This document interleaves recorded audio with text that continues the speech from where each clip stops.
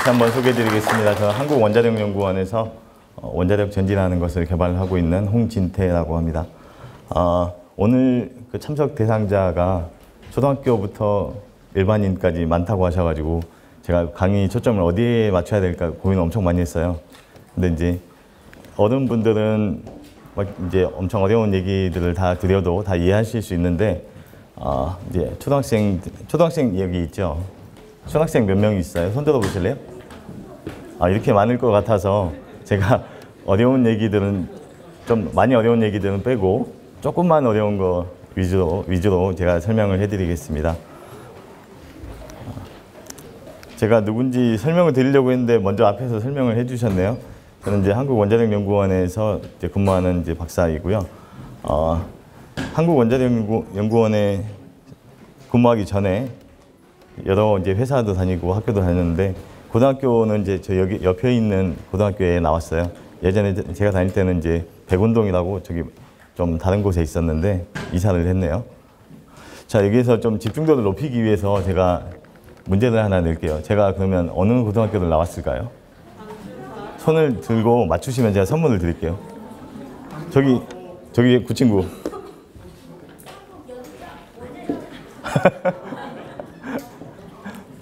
네? 아니에요? 친구. 광주과학고등학교. 맞췄어요.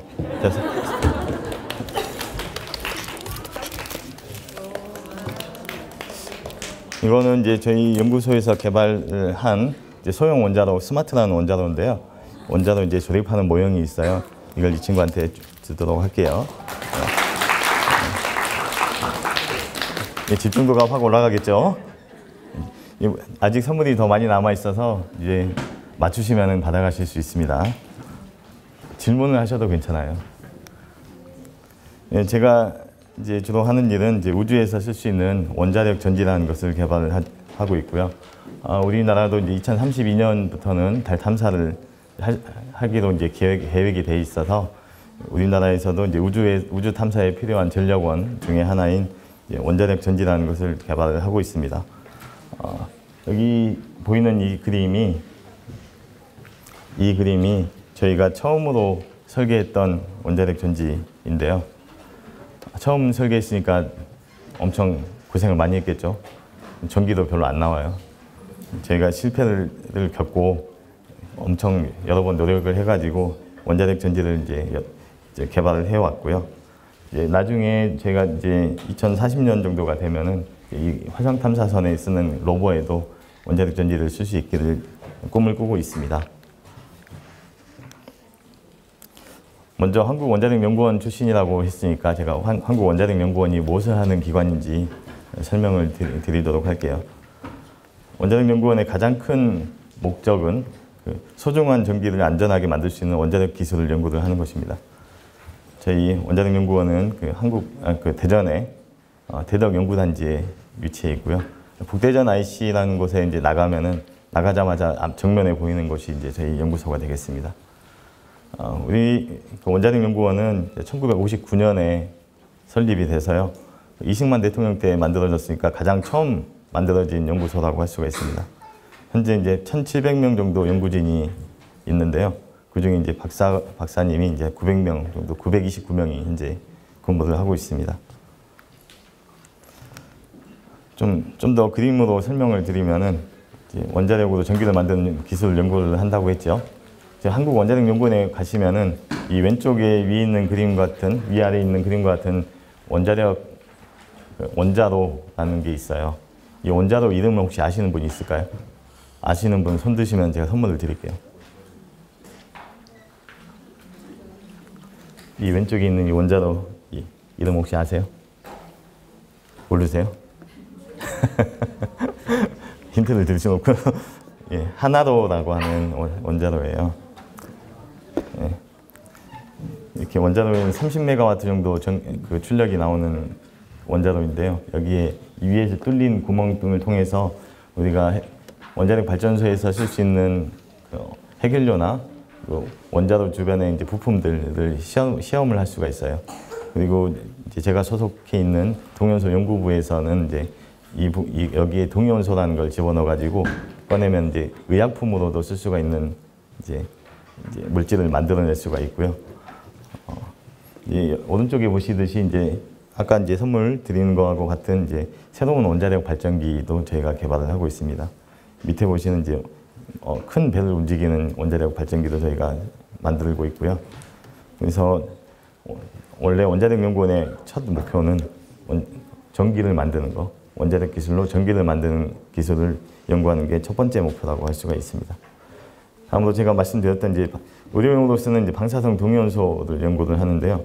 여러분 이제 병원에 가시면은 뭐 엑스레이나 뭐 CT 촬영 같은 거 들어보셨죠? 네. 거기에 쓰는 그냥 이제 기계가 있으면 그냥 어떤 촬영이 되는 게 아니고요. 방사성 동위원소라는 것을 이제 써야 이제 이 방사성 동위원소가 몸을 통과하면서 사진을 찍어줘야 이제 그 몸의 이제 내부를 이제 찍을 수가 있거든요. 여기에 필요한 동위원소를 한국원자력연구원에서 생산을 해서 병원에 공급을 하고 있습니다. 다음으로 이제 제가 주로 연구하는 그 우주용 원자력 전지를 연구를 하는데요. 이제 최근에는 좀 범위를 넓혀가지고 지상에서도 쓸 수 있고 이제 심해에서도 쓸 수 있는 다양한 곳에 쓸 수 있는 원자력 전지를 개발을 하고 있습니다. 여기 혹시 왼쪽 아래에 있는 이 위성이 어디에 실린 위성인지 아시는 분 있을까요? 그 친구 제일 빨리 손든 친구 어디요? 아닌데. 그 친구. 누리호 2차 발사에 맞아요. 친구 나오세요.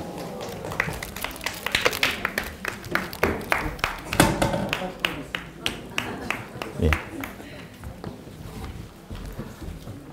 화면에는 안 보이시겠지만 이제 선물 드렸습니다.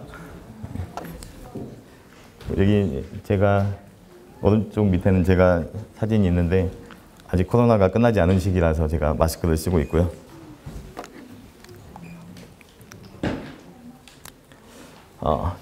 좀 전에 보셨듯이 제가 연구하는 분야가 이제 우주에서도 전기를 만들 수 있는 이제 원자력 기술을 연구를 하고 있는데요. 또 섭섭해하시는 분이 있을 것 같으니까 또 문제를 드릴게요. 우주에서 전기를 만드는 방법이 이제 여러 가지가 있어요. 여기 사진에 보시듯이 태양전지가 가장 첫 번째로 이제 생각이 나는데요.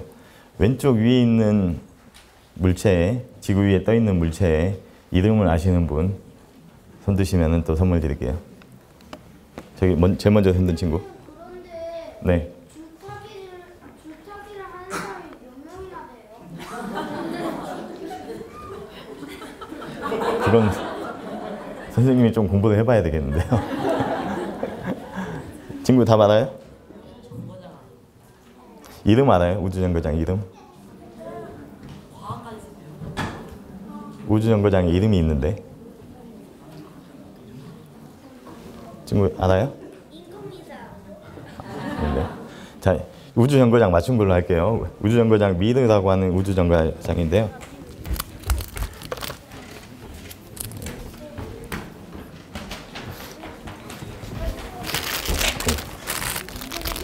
여자친구가 맞추면은 이 인형 드리려고 했는데 아직 계속 남학생이 맞추네요. 그러면 오른쪽에 있는 인공위성이 있는데 오른쪽 위에 인공위성 사진 있죠? 이 인공위성 이름 아세요?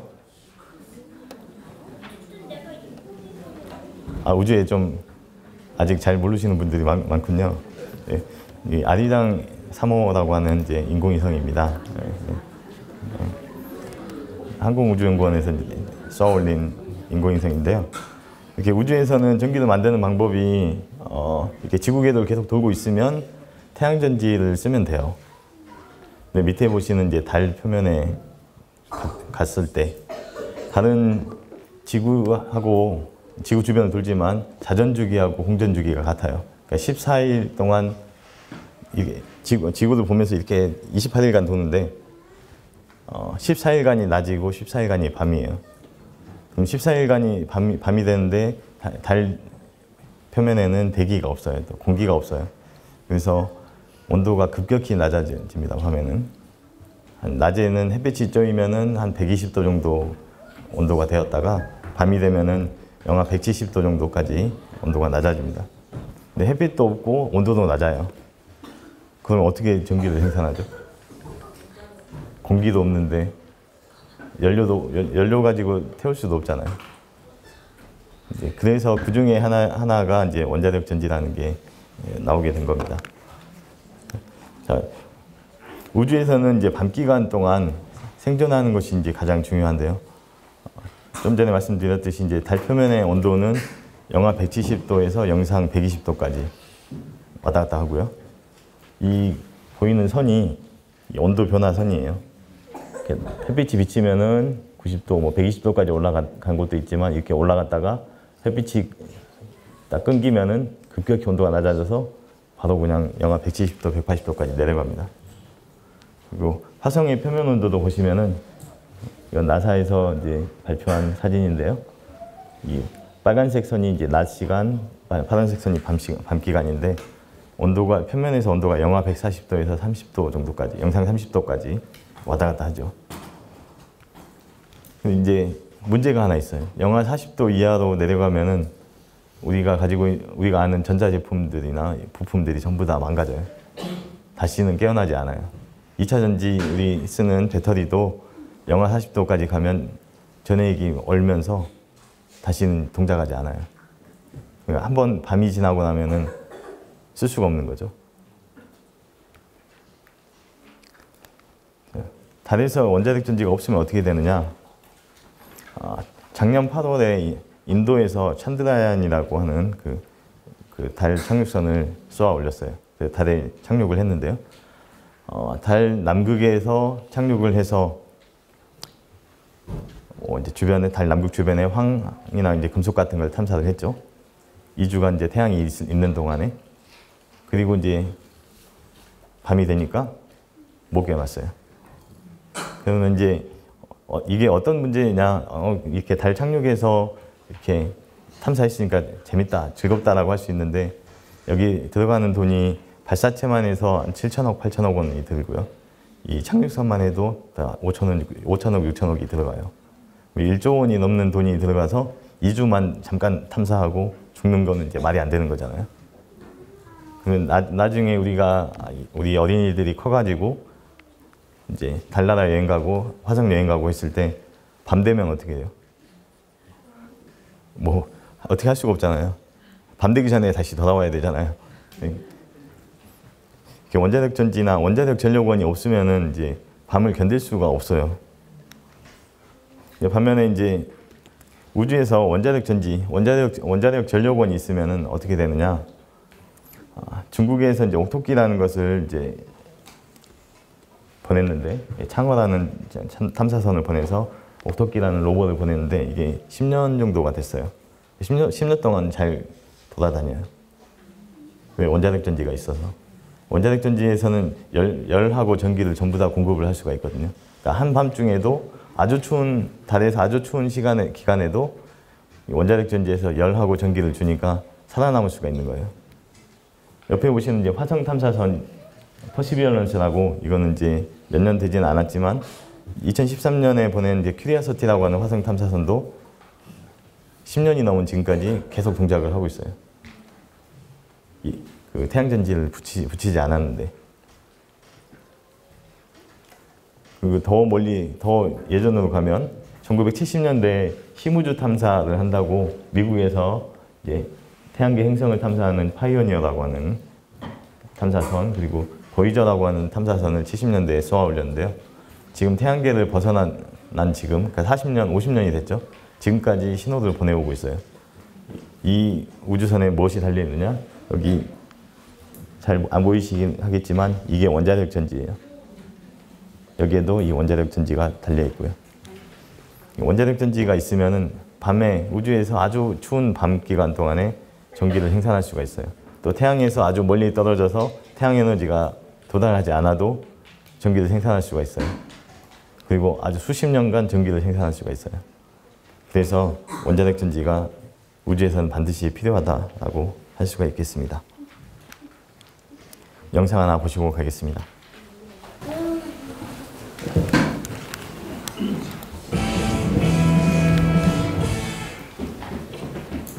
원자력 전지는 방사성 물질이 가진 고유한 에너지를 이용해서 만드는데요. 원자력 전지 내부 구조를 보시면 이 방사성 동연소가 빨간색 부분이고요. 이 빨간색 부분에 방사성 동연소가 분개하면서 열을 내게 되면 이 열 전달을 통해서 이 노란색 부분에 있는 열전 소자를 통해서 열이 전달이 되고 이 열전 소자의 양단에 온도차가 발생하게 되면 전기가 나오게 됩니다. 이 나온 전기를 우주선에서 필요한 곳에 공급해서 사용할 수 있게 되겠습니다. 온도의 차이로 인해 열 에너지가 전기 에너지로 변환되는 것이 열전 현상인데요. 방사성 동위원소가 방출하는 열이 열전 소자에 전달되고 온도 차이로 인해 전기가 발생하는 원리입니다. 원자력 전지에 사용되는 방사성 동위원소는 반감기가 길어 40년이 넘는 긴 시간도 구동이 가능합니다. 또한 온도, 압력 등 외부 환경의 영향을 받지 않아 충전과 교체가 필요 없기에 실내나 우주 같은 극한 환경에서 사용하기에 적합합니다. 그런데 원자력 전지의 핵심 기술은 방사성 동위원소의 활용입니다. 물질의 가장 작은 단위를 원소라고 했을 때 원소를 구성하는 것은 양성자, 중성자, 전자입니다. 이 중에서 양성자 기수가 그 물질의 특성을 결정을 하게 되는데요. 양성자 기수는 같은데 중성자가 개수가 다른 경우, 이런 경우에는 동위원소라고 부릅니다. 그 중에서 중성자가 불안정한 상태에 의해 있기 때문에 중성자가 어떤 활동을, 분계 활동을 하면서 방사선을 뿜을 때 그때 방사성 동위원소라고 이름을 짓습니다. 그러니까 우리가 아무 그런 준비 없이 방사선에 노출되게 되면 굉장히 위험한 것이 방사선이 되겠고요. 이것을 우리가 활용하기 좋은 방향으로 요리용이든 산업용이든 활용하는 경우에는 굉장히 유용한 에너지가 될 수가 있겠습니다. 학교에 재밌게 오셨나요? 대한민국 과학자문방송. 어디서 많이 본 사람이 나왔죠? 네. 원자라는 것을 먼저 설명을 드리면은 화학 반응을 통해서 다 같이 한번 읽어볼까요?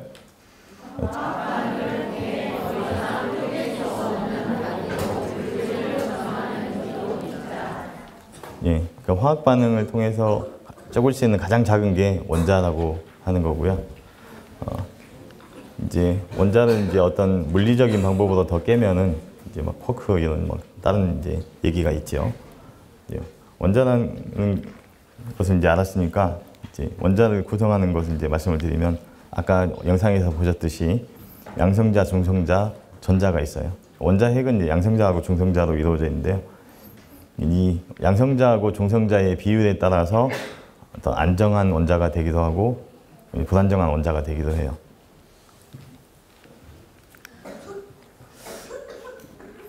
이제 양성자 개수가 좀 달라가지고 원래 이제 있던 원래 정상적인 상태보다 개수가 좀 많아지면은 이제 불안정한 상태의 동위원소가 되는 건데요.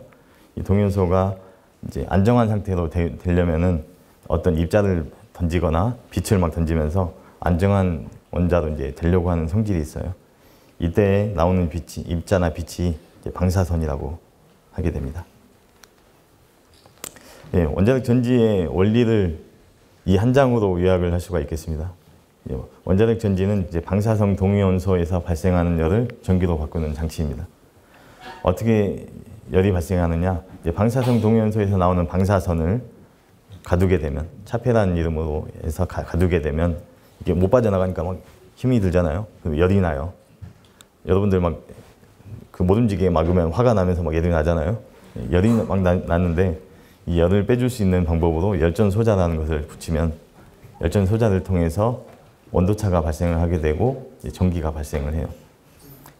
이렇게 보면은 이제 크게 원자력 전지를 구성하는 건 세 가지로 얘기를 할 수가 있겠는데요. 먼저 원료가 되는 방사성 동위원소 열원이 있겠고요. 여기 있죠.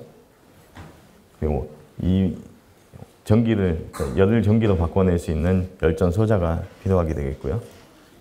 이 동위원소 열원하고 열전 소자를 안전하게 이제 붙잡고 안전하게 보호할 수 있는 열제어 구조체라는 게 필요합니다. 총 세 가지로 이제 기술을 구분할 수가 있겠습니다.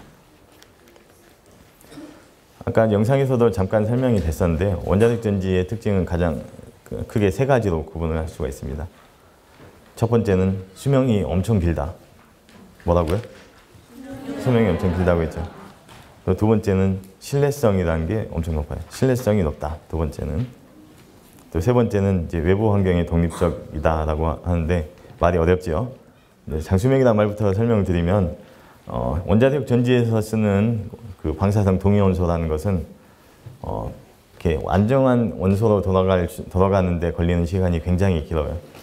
우리가 원자력 전지에서 쓰는 원소들이 여기 쭉 나와 있는데요. 이 반감기라는 게 그러니까 반으로 에너지가 줄어드는데 걸리는 시간이 니켈이라는 원소는 이제 100년. 원자력 전지 우주에서 쓰는 원자력 전지에서 쓰는 이제 플루토늄이나 아메리슘 같은 걸 보시면은 88년, 432년. 그러니까 플루토늄을 쓰는 원자력 전지는 44년 정도 쓸 수가 있고요. 아메리슘이라고 하는 동위원소를 이용하면 원자력 전지를 200년 이상 쓸 수가 있어요. 그래서 굉장한 오랜 시간 동안 이제 전력을 생산할 수가 있다는 장점이 있고요. 그 아까 보신 그 그림에서 앞에 그림 보시면은 여기에서 움직이는 부품이 하나도 없어요. 원자력 전지 내에서 움직이는 부품이 하나도 없기 때문에 일단 안전하게 만들어내기 냈으면은 그때부터는 고장이 절대 나지 않습니다. 그래서 이렇게 아주 안전하기 때문에 안정적으로 동작하기 때문에 70년대에서부터도 우주에서 쓰려고 내보낸 거예요. 우주로 쭉 태양계 밖으로 나가고 있는데 전기가 갑자기 안 나오면은 안 되잖아요. 그러니까 절대 고장 나지 않을 것 같다라는 믿음 하에 보낼 수 있었던 게 원자력 전지고요. 그 우주 같은 공간에서 보시면은 어떤 태양도 이제 태양에서 멀리 떨어져 가는 중이고 대기도 없고 공기도 없고 그러니까 어떤 다른 어떤 외부에 아주 춥고 막 이제 하는데도 이 고장이 안 나잖아요. 그러니까 외부 환경이 어떤 환경이 되더라도 이 외부 환경하고 상관없이 그냥 독자적으로 동작하는 특징이 있어요. 그러니까 태양전지는 태양이 있어야지 전기를 생산하고 우리 어떤 연료를 때울 때는 산소가 있어야지 산화가 돼야지 이제 어떤 열을 발생하고 에너지를 발생하잖아요. 우주에서 아무것도 없는 상태에서도 원자력 전지는 일단 만들어졌으면 그때부터는 이제 안정적으로 계속 전력을 생산을 합니다. 우주에서도 안정적으로 동작하는 걸 보니까 방사선에도 강하고 열적으로도 매우 안정하다고 할 수가 있겠죠. 그래서 원자력 전지의 특징을 크게 세 가지로 얘기하라고 하면은 장수명이다, 신뢰성이 높다, 고장이 안 난다, 그리고 외부의 환경하고 관계없이 동작한다. 이 세 가지가 가장 큰 특징이라고 할 수가 있습니다. 그래서 우주에서 엄청나게 많이 사용을 해왔어요. 여러분들이 태어나기 전에 옛날부터 아폴로 우주선이라는 게 사람이 달에 간 일이 있어요. 그래서 아폴로 우주선에서 우주인이 달에 착륙해가지고 샘플을 채취해오고 우주에서 이제 달 표면에서 실험을 하는 내내 원자력 전지를 사용을 했었고요.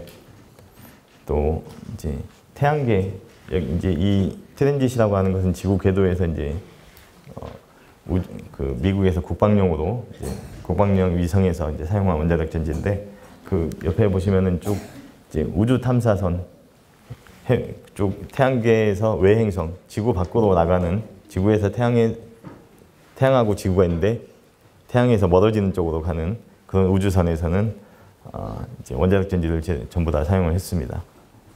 그 끝에 보시는 이제 퍼시비어런스라는 이제 로버도 화성에서 2년 이상 안정적으로 동작을 하고 있죠. 러시아에서도 이제 70년대에 이제 달 탐사선에 원자력 전지를 써가지고 이제 두세 번 이제 사용한 예가 있고요. 이 러시아에서 개발한 원자력 전지를 이제 중국에도 제공을 해서 중국에서 아까 기어다니는 로봇 보셨잖아요. 그 옥토끼라고 하는 로봇인데 이 로봇도 이제 원자력 전지에 힘을 입어서 안정적으로 동작을 하고 있습니다. 여기서 또 질문을 할까요? 여러분이 좀 지쳐 보이니까 질문할게요. 세계에서 원자력 전지를 만든 나라는 몇 개가 있을까요? 아쉽네요. 좀 작아요. 여자친구. 아깝네요. 그 옆에 친구. 2개 맞았어요. 친구 나오세요. 아버님이 대신 나오시고. 네.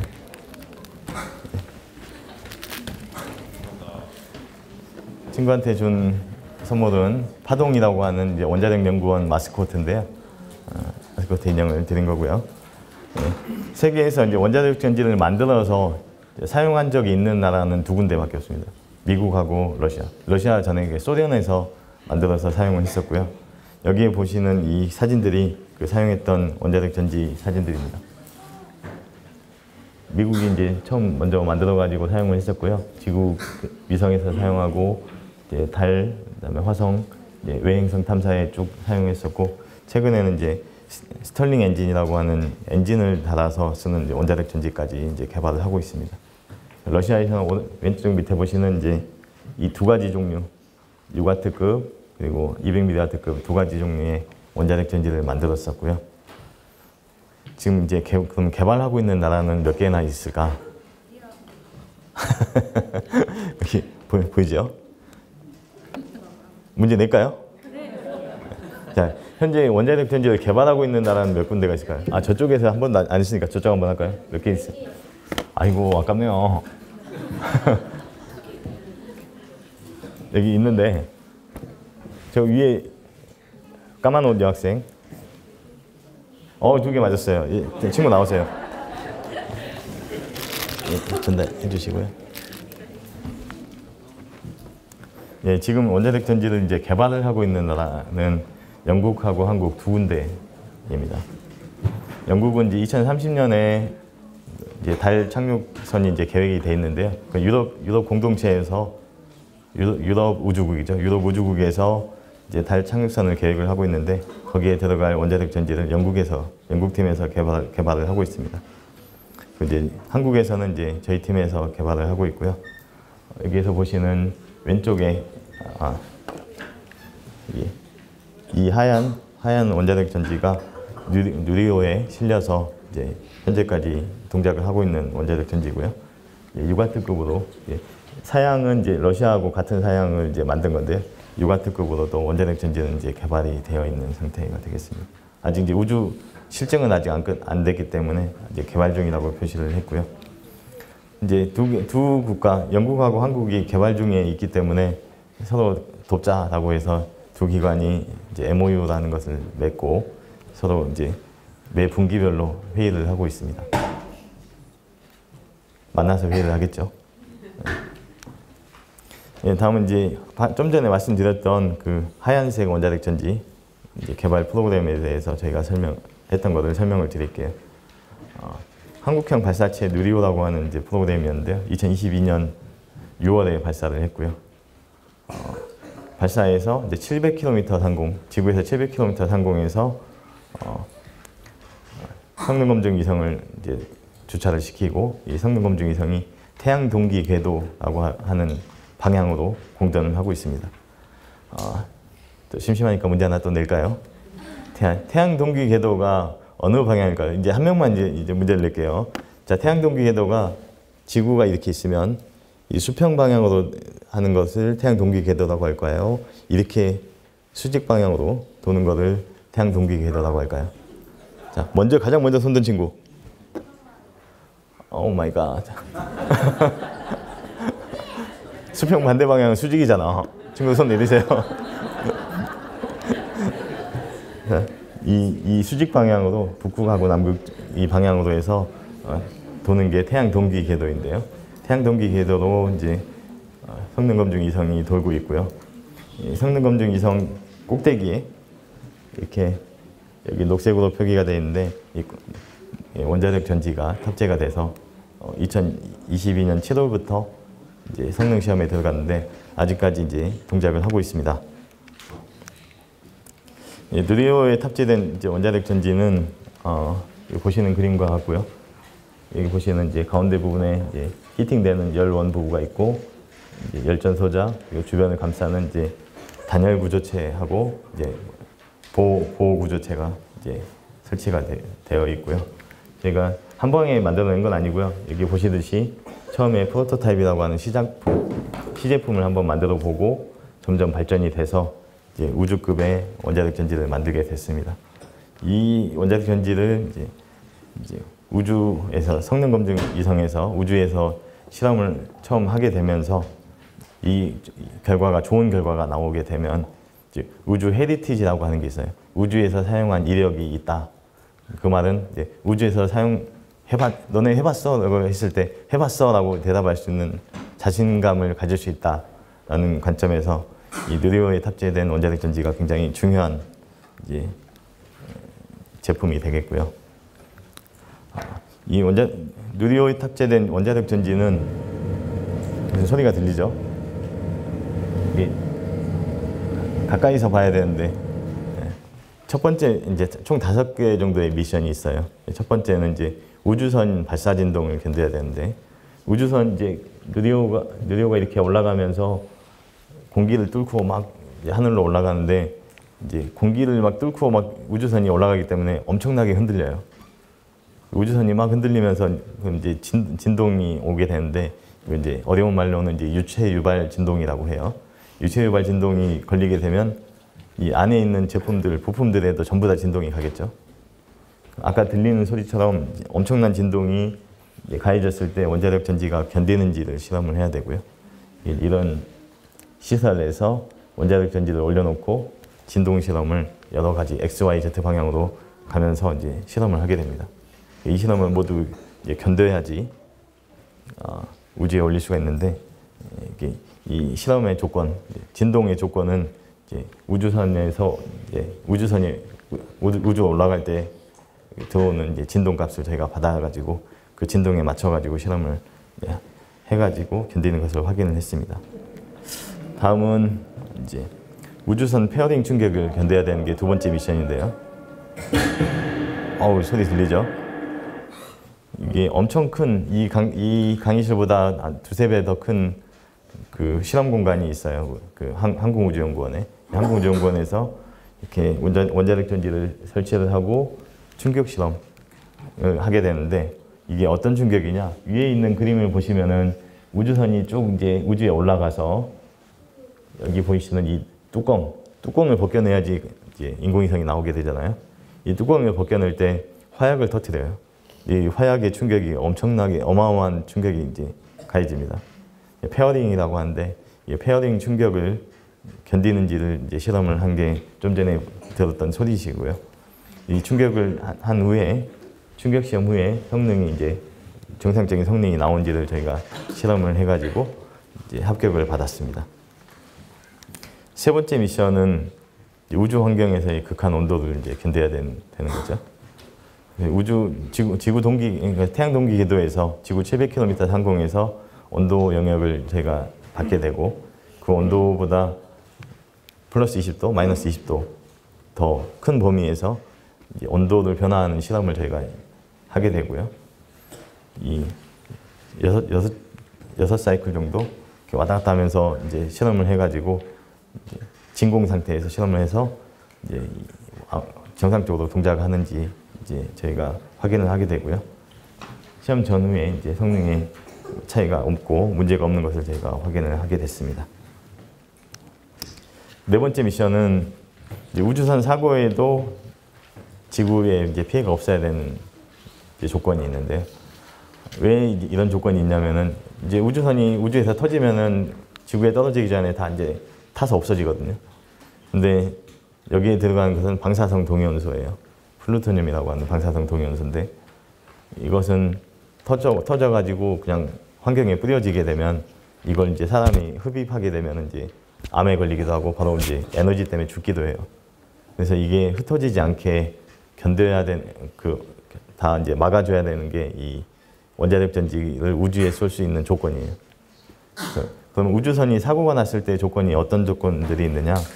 보시면 우주선이 터져서 이제 파편이 날아오는 경우, 또 우주선이 이제 사고가 났을 때 우주에서부터 쭉 지구 궤도 따라서 들어와 가지고 땅에 떨어지는 경우, 아니면 이제 발사대에서 그냥 폭발해 버리는 경우, 이런 경우들이 있을 수가 있어요. 지금 저희가 이제 실제 우주에 올리는 우주에 올리는 과제는, 그러니까 달에 보내는 과제는 시작하지 않았기 때문에 이 파편 충돌하고 발사대 폭발 실험은 아직 하지는 않았고요. 대신에 이 지구에 재진입할 때 걸리는 이제 동력 가열이라는 열을 견딜 수 있는 실험을 했습니다. 여기 보시는 게 이제 전북대학교 플라즈마 풍동실험센터라고 하는 곳에 이제 지구 밖을 벗어나가다가 사고가 나가지고 다시 지구궤도로 들어오게 됐을 때 이 견디는 공기하고 마찰을 통해서 열이 막 발생하게 되는데 그때 견딜 수 있는지를 실험을 할 수가 있어요. 그래서 이 공력 가열이라는 것을 이제 플라즈마 에어라는 것을 이제 보호 모듈에다가 발사를 하면서 이 보호 모듈이 안정적으로 이제 방사성 동요소를 이렇게 감싸줄 수 있는지 보호할 수 있는지에 대한 실험을 하게 됐고요. 실험 결과는 이제 안정적으로 이제 버틸 수 있다라는 이제 실험 결과를 얻을 수가 있었습니다. 이제 마지막 5번째 미션이 우주 방사선에 노출되어 있는데 우주 방사선에 이제 견딜 수 있는지에 대한 실험도 진행을 해야 돼요. 우주 방사선이라는 데이터는 이제 먼저 우주에 나갔던 이제 유럽이나 이제 미국의 이제 데이터들이 유럽의 이제 스팸비스라고 하는 그 인터넷 사이트에 우주 방사선 데이터들을 전부 다 공개를 하고 있어요. 이 공개된 데이터를 받아가지고 저희가 이제 원자력 전지에 얼마만큼의 에너지가 들어올지에 대한 이제 손상 해석을 하게 되고요. MCMP라는 이제 해석을 하게 되는데, MCMP 해석을 통해서 원자력 전지가 입게 되는 손상 에너지량을 이제 계산을 한 후에 저희 연구원 이제 정읍에 있는 이제 감마선 조사 시설에서 조사 시험을 했고, 또 경주 양성자 가속기라고 하는 곳에서 양성자를 이제 조사하는 실험을 했어요. 이 실험을 하게 되면 이제 우주에서 날아오는 우주 파티클들, 우주 방사선 입자들이 실제 이 동위소 전지에 이제 두들겨 맞게 되는 거고요. 이 맞고 나서 이 원자력 전지의 이제 핵심 부품인 열전 소자가 문제가 없는지, 어떤 열화 현상, 그러니까 성능이 낮아지는 현상이 없는지에 대한 실험을 했습니다.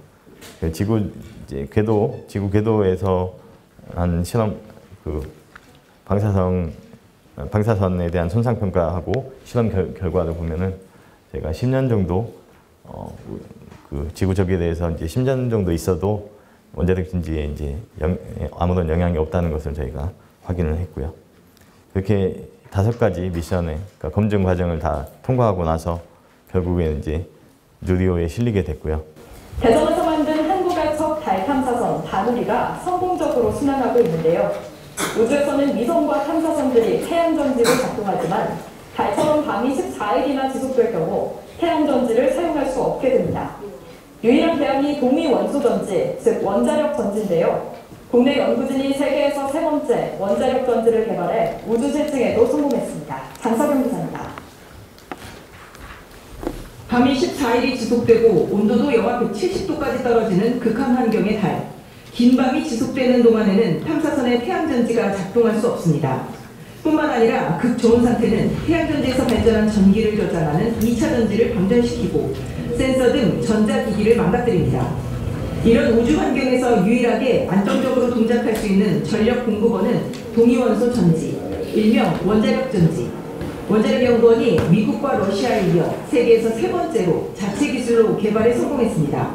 화산형 동위원소가 분비하면서 내는 열을 전기로 변환시키는 장치인데, 열이 그 열전 소자라는 것에 전달이 되고 열전 소자 양단에 온도차가 발생하게 되면 그 전기가 발생되는 원리가 되겠습니다.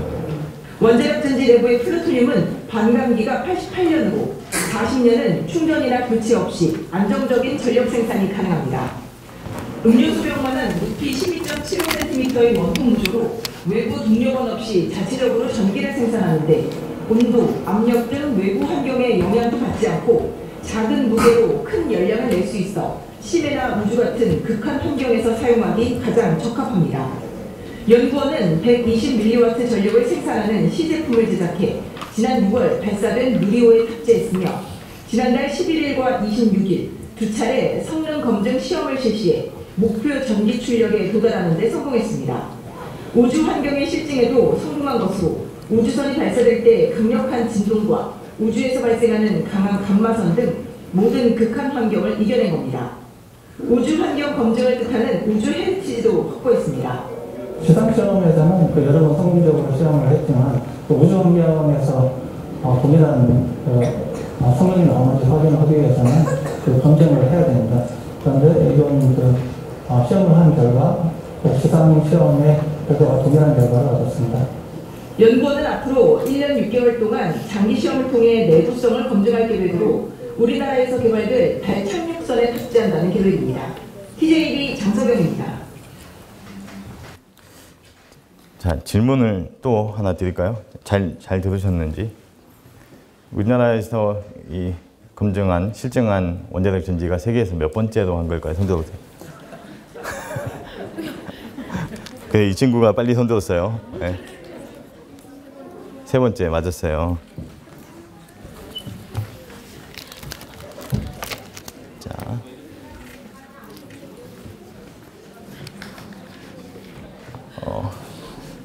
예, 우리나라에서 이제 실험한 게 세계에서 세 번째라고 하네요. 예, 세계에서 세 번째로 저희가 성공을 한 거고요.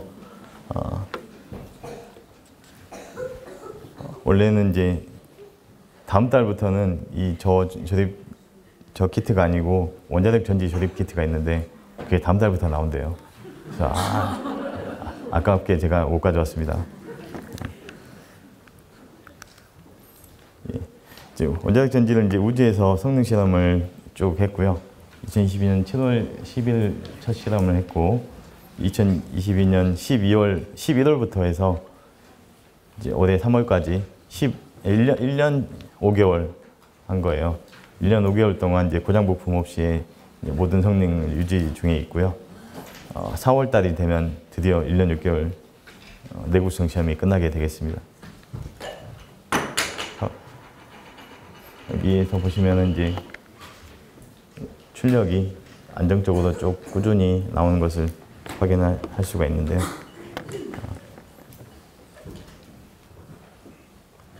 제 자랑 같아서 금방 넘어가겠습니다. 예, 다음으로는 이제 해외 우주 탐사 중장기 계획하고 우리나라 이제 우주 탐사 중장기 계획들이 발표가 됐었는데요. 아르테미스 계획이라고 해서 미국에서는 이제 미국 나사 주도로 이제 하는 사업인데 달에서 달 기지를 건설하고 이제 화성에서도 가서 살도록 하자라고 하는 계획하에 아르테미스 계획이라는 걸 먼저 세웠고요. 2024년부터는 이제 유인이 사람이 가서 이제 달에 착륙해서 좀 장기간 체류할 수 있게 좀 해보겠다라는 계획입니다. 이제 우리나라도 옆에 오른쪽에 보시는 그 당시에 과기부 장관께서 이제 서명을 했고요. 그때가 21년 5월 달이네요. 아르테미스 협정에 우리나라도 서명을 했습니다. 우리나라의 우주 탐사 중장기 계획을 보시면은 여기 처음 우리나라가 인공위성을 1992년에 쐈어요. 글자 혹시 보이세요? 아니, 글자 안 보이죠? 그러면 문제. 처음 쏜 이 인공위성의 이름을 아시는 분 제일 먼저 손든 친구. 좋아요. 맞췄어요. 친구는 좀 어려 보이니까 이걸 줄게요. 연필이에요.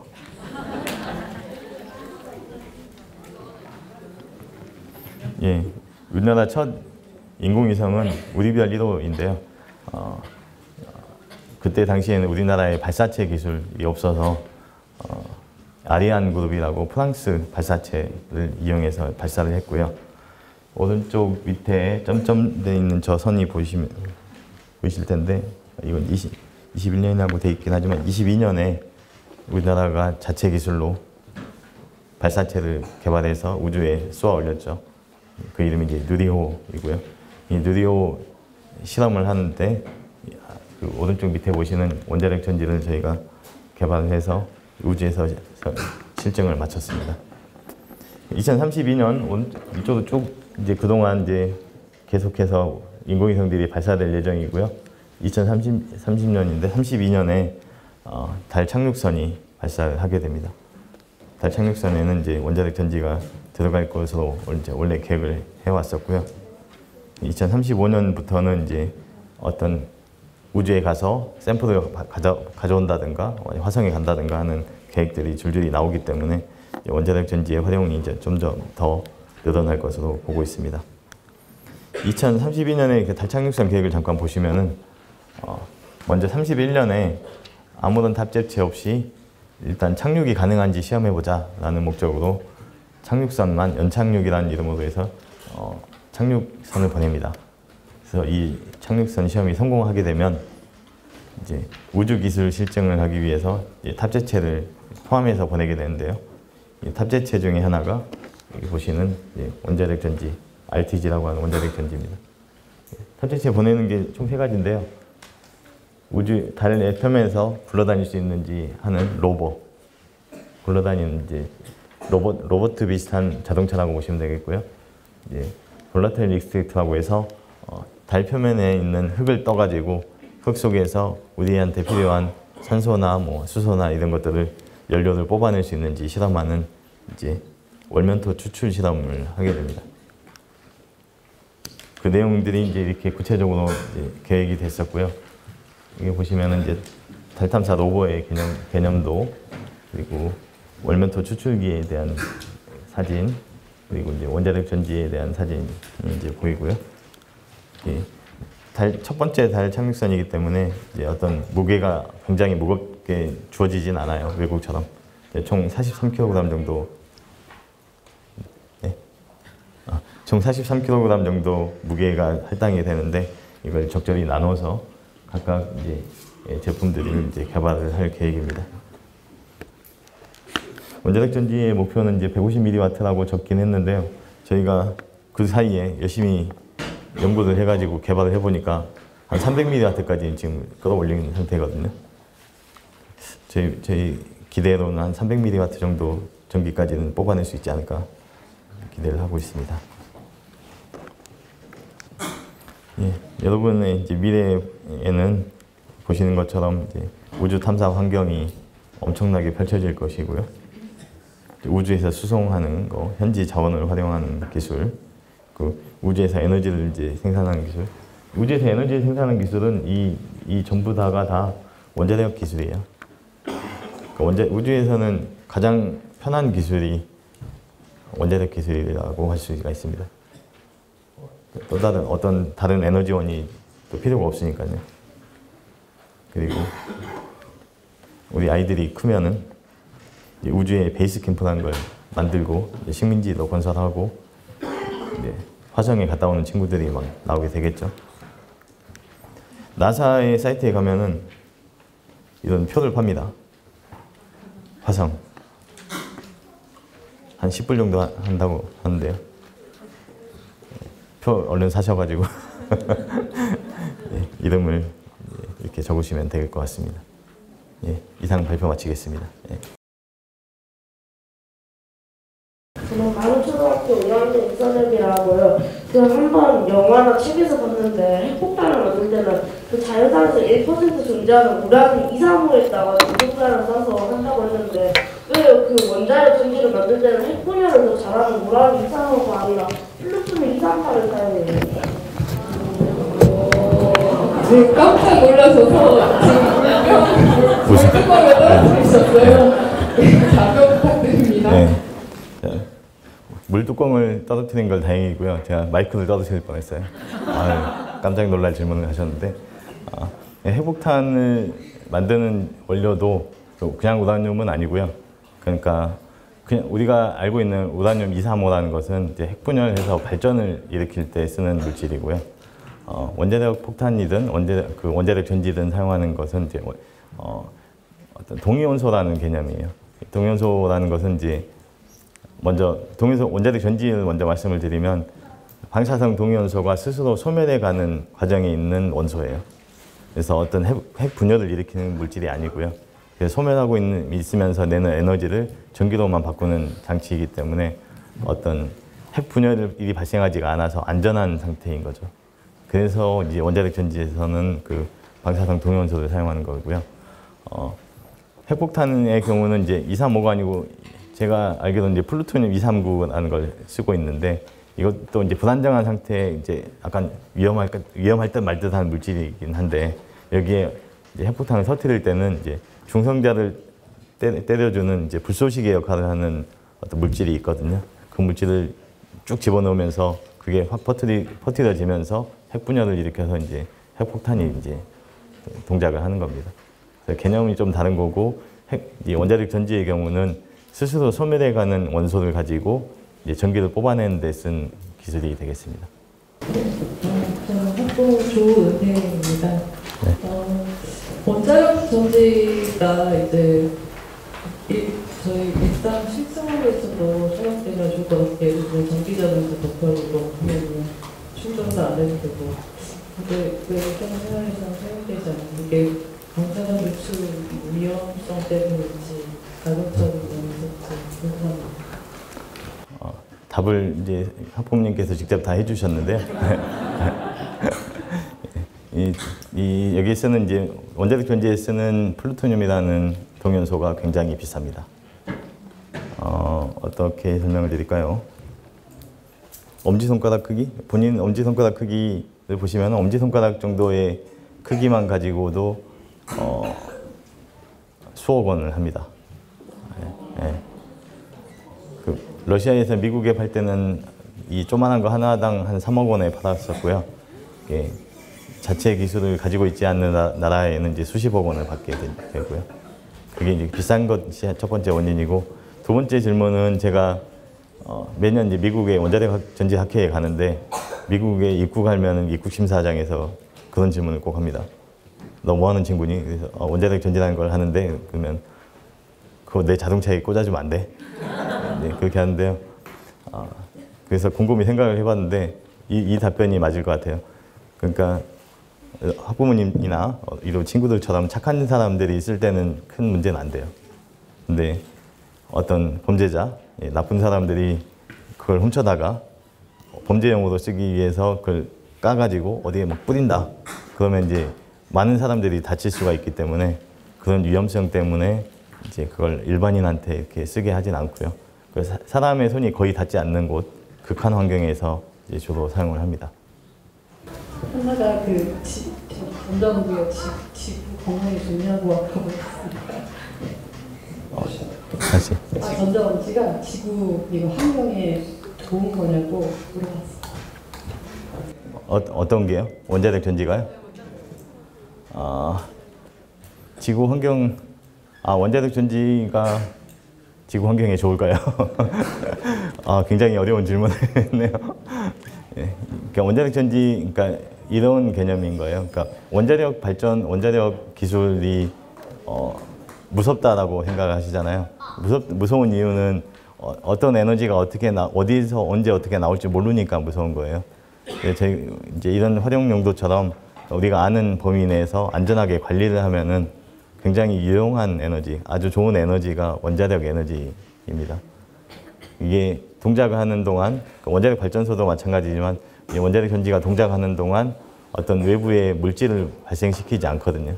그러니까 불순물이나 폐기물이 나오지 않기 때문에 굉장히 안전한 전력원이 원자력 전지라고 할 수가 있습니다. 네, 감사합니다. 또 다른 질문을 들어보기 전에 저도 갑자기 질의응답을 듣다가 질문이 생각이 났어요. 한 가지만 질문을 드려도 될까요?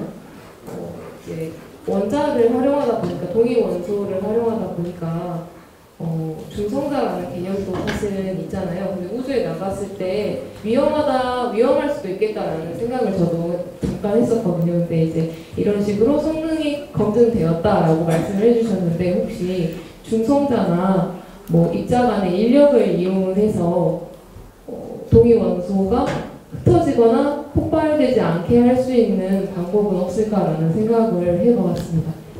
그래서 불안정한 상태의 동위 원소를 다른 중성자를 같이 배치해서 덜 위험하게 만들 수 있는 방법은 없을까, 우주에서 이런 상상을 잠깐 해봤거든요. 어떻게 생각하세요? 그러니까 불안정한 상태가, 원자가 어떤 불안정한 상태가 된다는 것은 그러니까 중성자가 원래의 개수보다 더 많아졌을 때 불안정한 상태가 되는 경우가 많아요. 그래서 중성자가 떨어져 나가면서 어떤 에너지를 내는 경우, 그렇게 해서 에너지가 나오는 경우라서 중성자를 더 해가지고 물질을 안전하게 만들지는 않고요.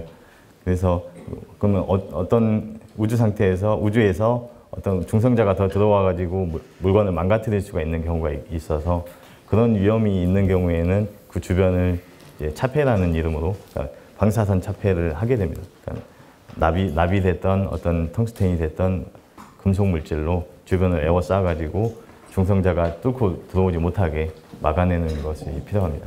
네. 궁금한 게 그게 그건데 네. 열 차이로 전기가 발생이 된다고 했는데 그 차이를 좀 알고 싶기도 하고 환광기가 지났다고 해서 이게 안전한 것인지 그게 좀 그 폐기물로 남는 것인지 그게 온도차하고 이제 나중에 폐기물하고 두 개를 물어보신 거죠? 네.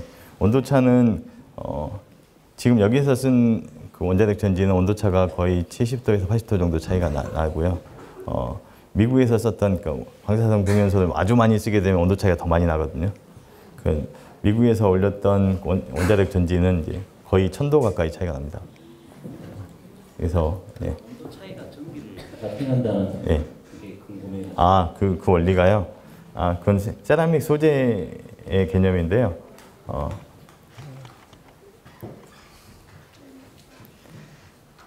세라믹 소재 중에 비스무스 텔룰라이트나 뭐 이런 이제 세라믹들이 있는데 그 세라믹 소재 중에 어떤 그 지백이라는 사람이 예전에 지백이라는 사람이 세라믹 소재 양단에 온도차를 줘봤더니 뜨거운 물 위에다가 올려놔봤더니 갑자기 전기가 통하는 거예요. 그래서 이게 뭐지 하고 이제 보니까 그런 특정한 물질들에서 그 양단의 온도차가 가해지면은 이런 물질인데요. 이런 물질인데 양단의 온도차가 가해지면은 전기가 나오는 세라믹 물질이 있어요.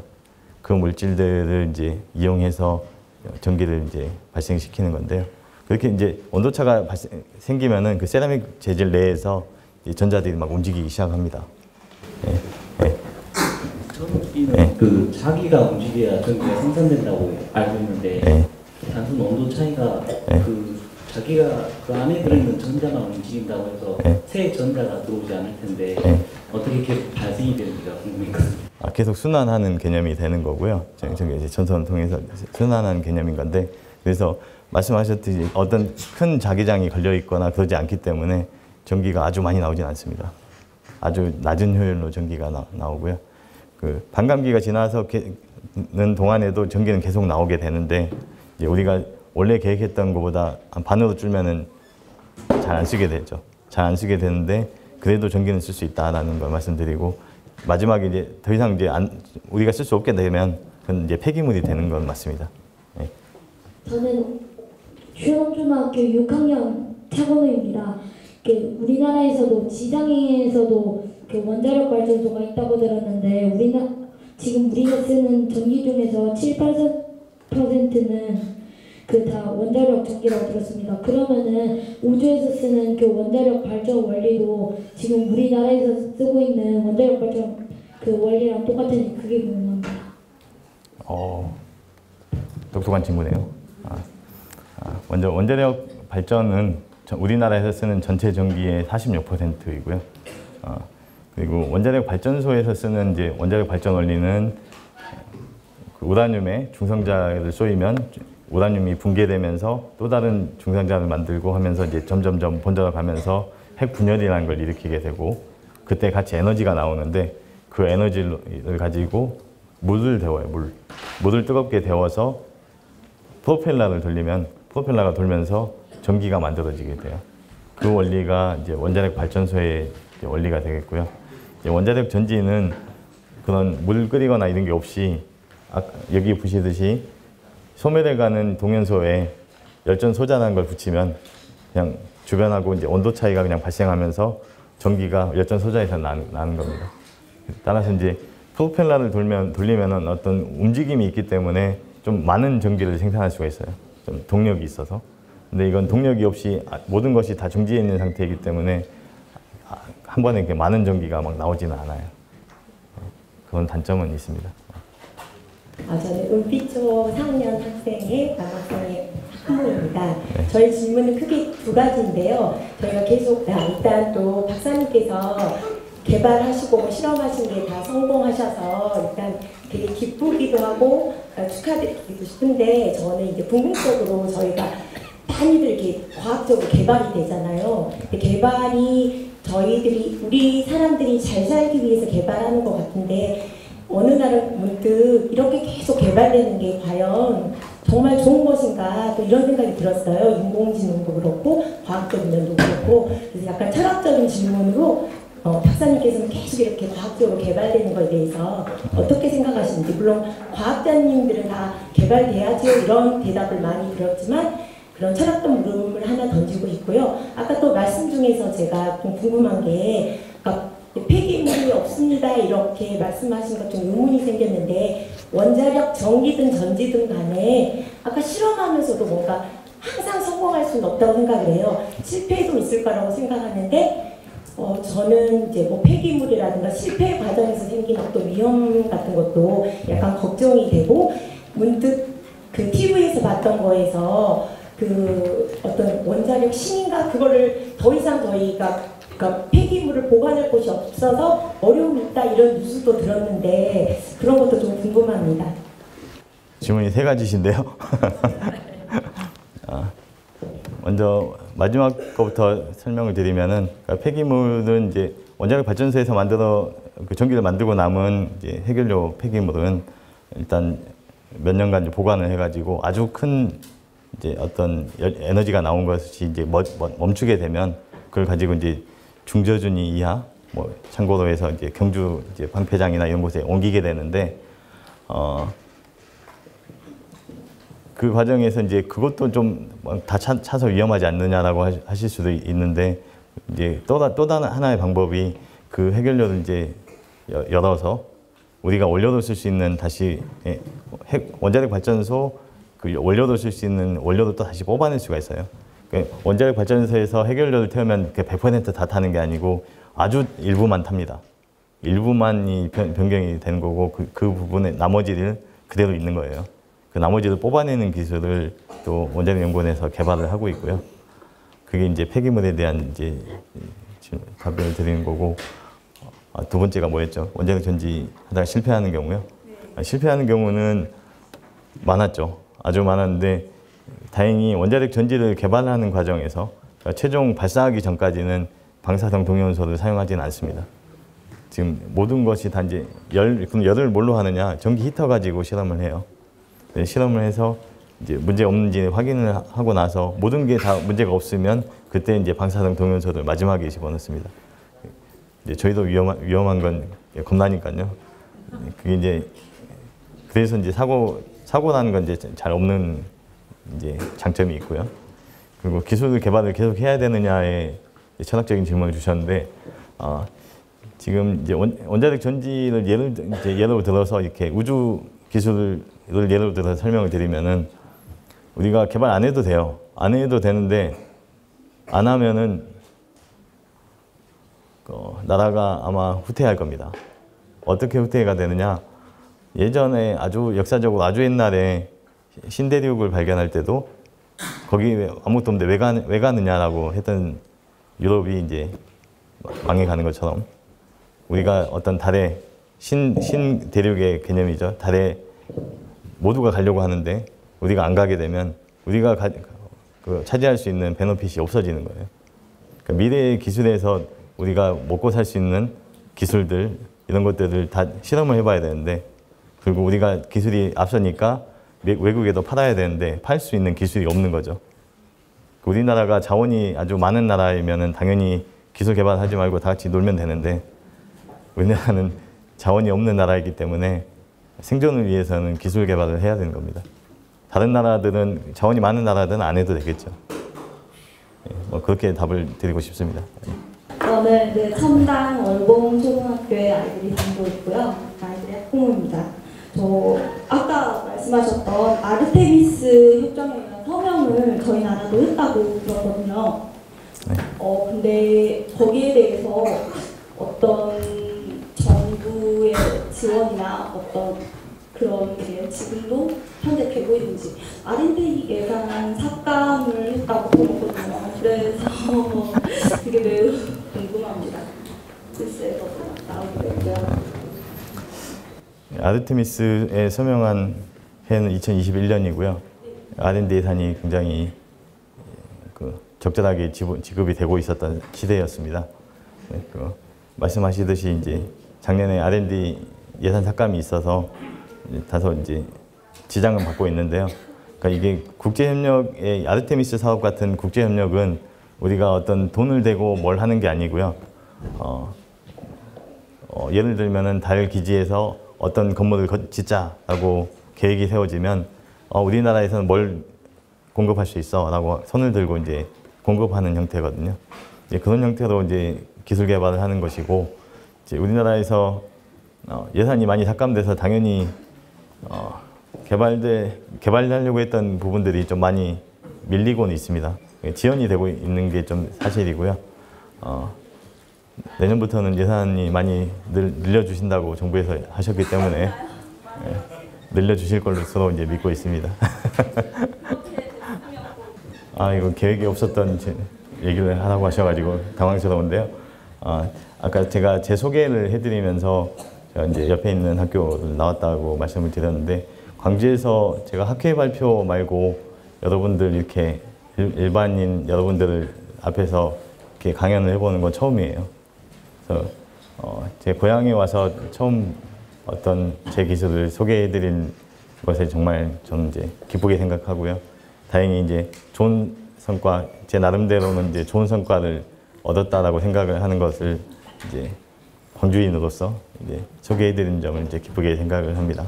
네, 앞으로 달 착륙선에서도 원자력 전지가 잘 동작할 수 있게 개발을 열심히 해 나가도록 하겠습니다. 네, 감사합니다.